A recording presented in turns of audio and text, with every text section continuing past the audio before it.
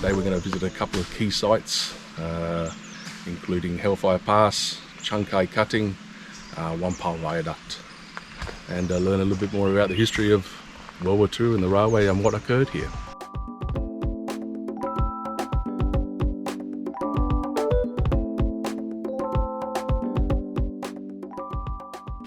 So these are the what you call the steel rice trucks, and this is what they use to transport the POWs up from Singapore, Changi prison, to Ban Pong. It was a 6-day journey.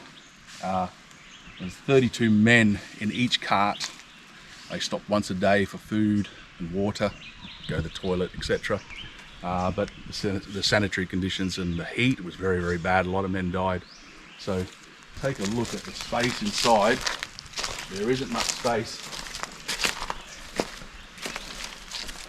And that's a real hot box.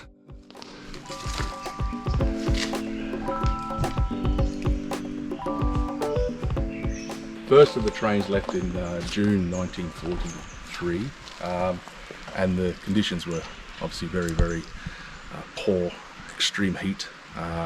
Men had a lot of dysentery, and so when they were on the train, obviously if they wanted to use the facilities, then the men would hold the arms of the man who needed to go to the toilet and then hang him out at the side of the cart and let him do what he needed to do. So there was no chance of escape. Japanese guards were always within close proximity. So it was a very treacherous journey over 6 days to get to Singapore to Ban Pong.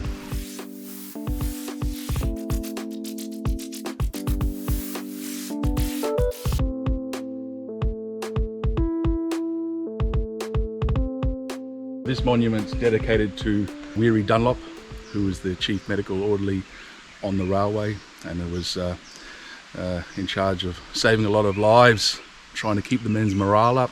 So this monument was built to commemorate him. The story is that in 1984 he was coming along the river to try and find some of the old campsites where him and his men were, and they met a Thai man, Kun Kanat, on the river, and then he asked for a beer, and he brought them up to his house, and there was a long-lasting friendship for over 10 years. And when he passed, Kun Kanat dedicated a number of acres to build this monument and memorial to the WWII Dunlop.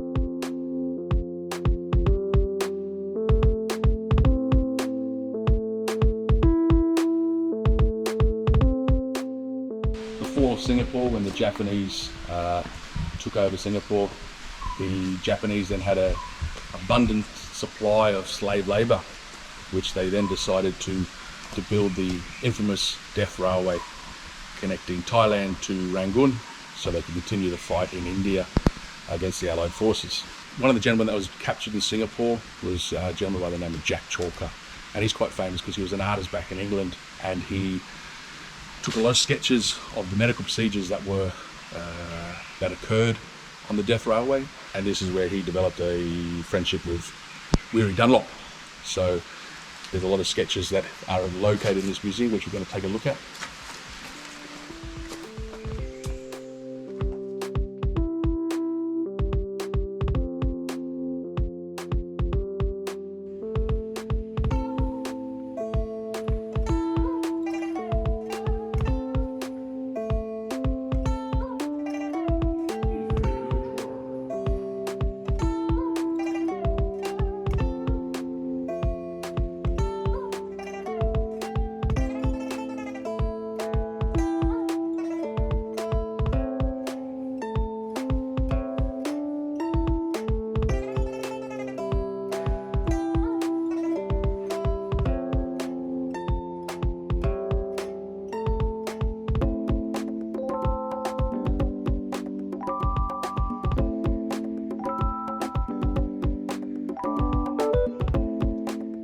Museum with Jack Chalker's drawings is very interesting. He documented a lot of the medical procedures that were happening in the camp hospitals.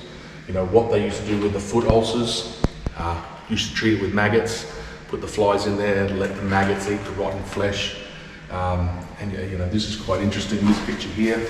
This is a part of the bamboo surgery that Weary Dunlop would carry out with no anaesthetic, very limited medical facilities.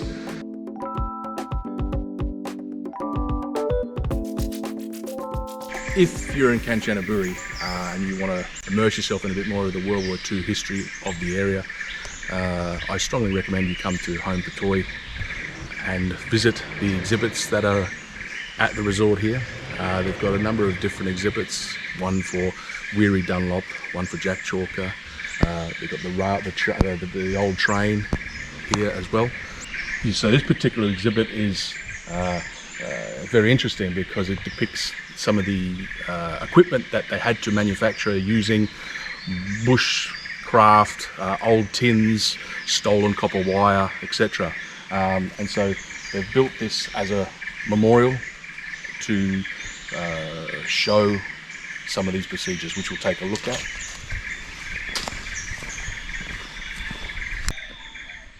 So you can see here that they've created some of the prosthetics that the medical team used to assist the men. There's a crutch, leg, etc.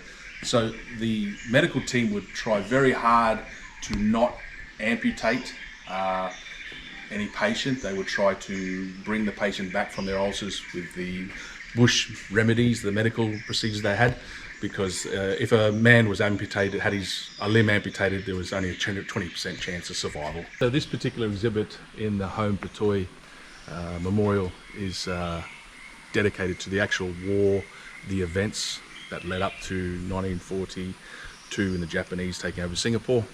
And they've got a number of photos taken from during the war. This particular photo here is quite interesting. It shows the sleepers being laid down, a Japanese guard looking at the POWs. And what strikes me is that it's well known that for every sleeper that was laid, there was one prisoner that died for every sleeper.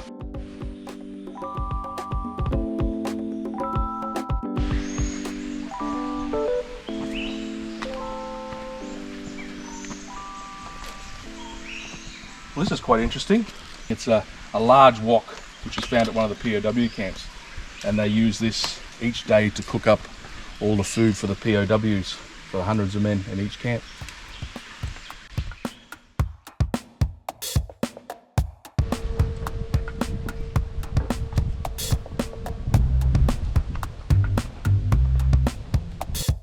Boom. Yep. Boom.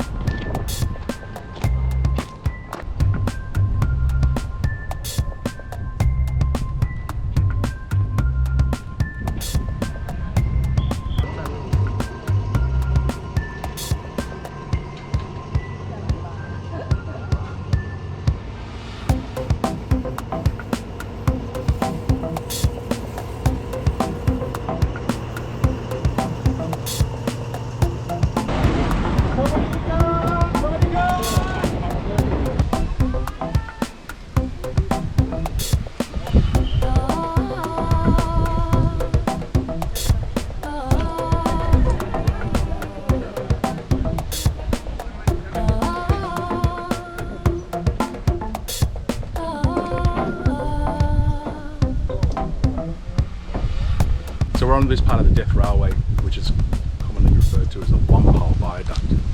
It's a 400 metre long stretch of the railway. It's got a 75 metre cliff face. So they used 2,000 POWs and slave labourers to build this part of the railway, which only took 17 days. A couple of key points that happened during this construction of this part here. In this part of the cliff face here, when the Japanese were putting the dynamite in, they used too much dynamite, which blew off a significant part of the cliff face and killed a number of the POWs and slaves. And also at that part of the railway as well, when they finished the railway, they put a Japanese train along here, which then the part of the bridge collapsed which caused the train to fall in the water and killed everyone on board.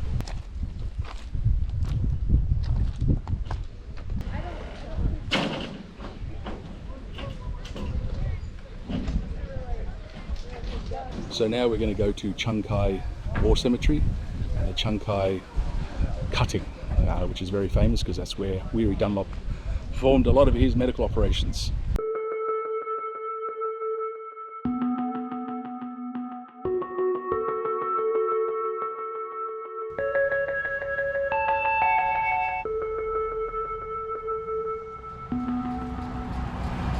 So we're in the Chong Kai War Cemetery, and this cemetery is maintained by the War Commissions, so it's very well kept, and it's quite a interesting place. You walk around, there's a lot of Dutch, Australians and English POWs in this cemetery.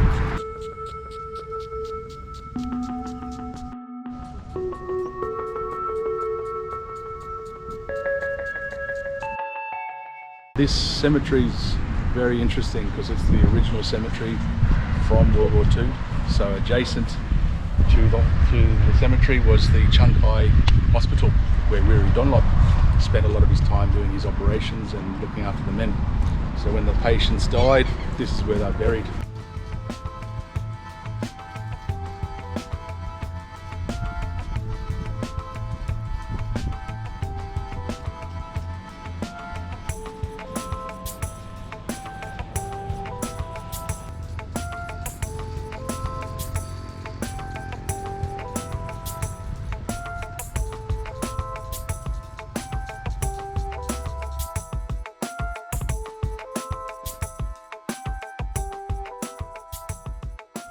So here we are in the Chong Kai cutting, very similar to the Hellfire Pass. Prisoners of war and slave labourers had to dig and cut through this section of rock, 25 metres high by 50 metres long, to get the railway to head up to Burma.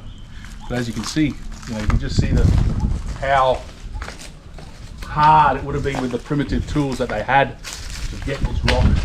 So they used a couple of methods, one being the hammer and tap method. And one of the prisoners would hold a tap or a drill bit, another prisoner would then tap, and then once the hole was big enough, then the Japanese would use a small amount of dynamite to then blow that part of the rock away, and then they would repeat the same process. After that, then the other prisoners would come in with pickaxes, shovels, etc., and try and take the rock away. So it was a very long and arduous task. So whilst we're in the Chong Kai cutting, I actually can find a hole that was used by the hammer and tap method, and it's still got the original drill bit stuck inside.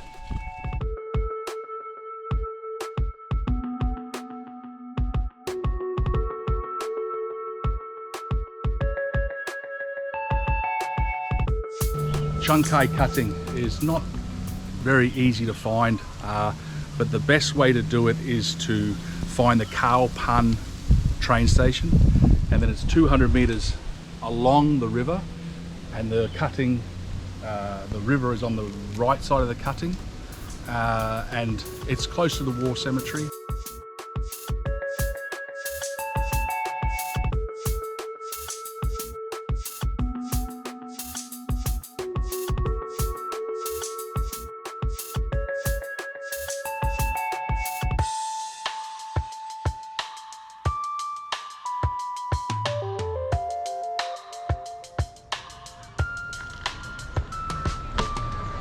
So here we are at the River Khwae Bridge, which is the most famous part of the railway. This was it's a deep, fast flowing part of the river, so the Japanese had to build a very strong bridge in this region. The bridge took 1 year to build. It was used with local wood and steel imported from Java. In fact, there's a movie that was made famous because of the bridge. But in fact there was actually two bridges here, one that was made of bamboo and this one that's standing today. The bridge was bombed heavily in 1945, which caused the bridge to collapse, which was the cut-off for the Japanese. They lost their ability to transport materials. But as you can see, the pylons are still original, and it's just a testament to the Japanese engineering of that time.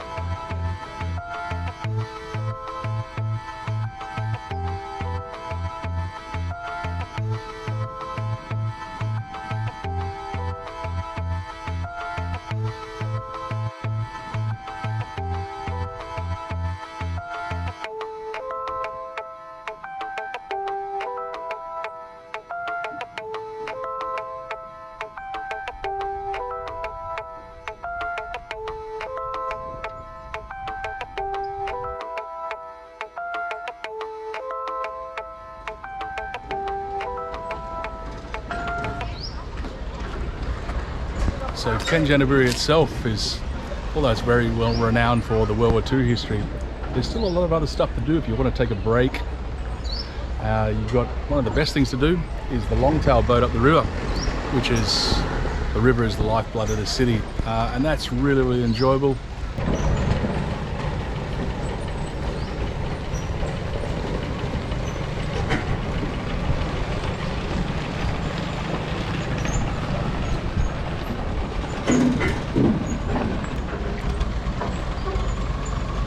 So Kanchanaburi itself, obviously the River Khwae Bridge, made famous by a movie.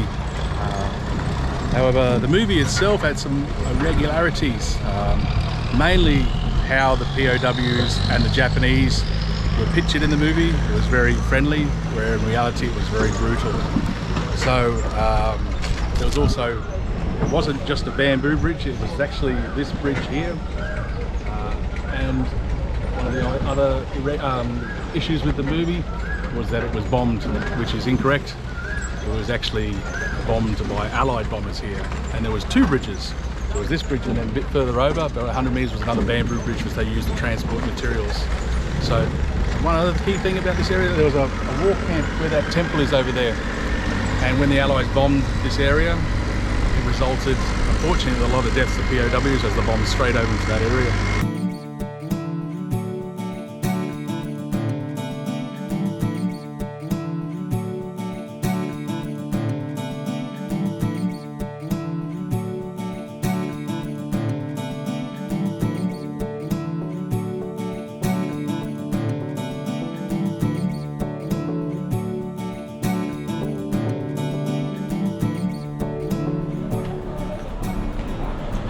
So adjacent to the bridge is this very interesting market. And when you come in the market, they have a lot of photos taken from World War II up on the wall, which is quite interesting to look at.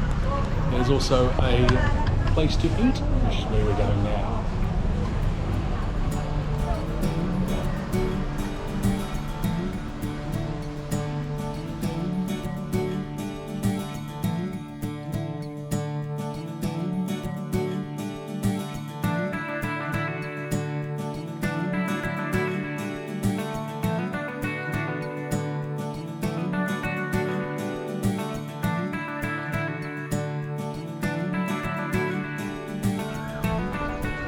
So now we're going to head to the very famous War Museum, which is adjacent to the War Cemetery, and take a look at that location.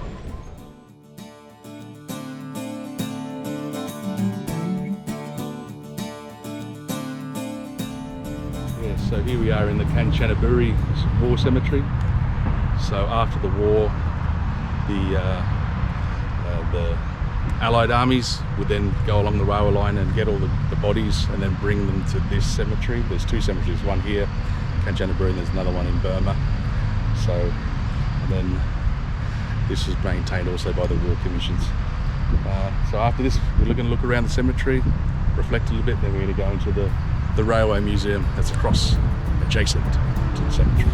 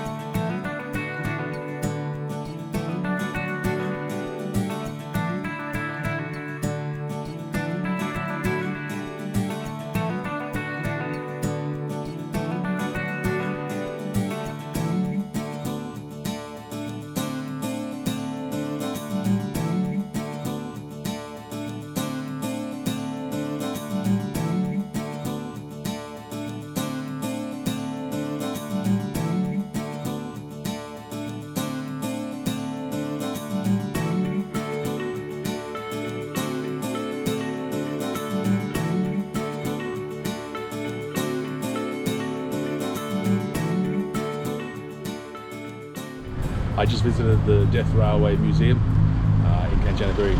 Strongly recommend if anyone comes to Kanchanaburi to visit. It's got a lot of artifacts and it's very informative, well worth the effort to go in. One thing you do have to know is there's no video footage inside. You can take photos, but no videos.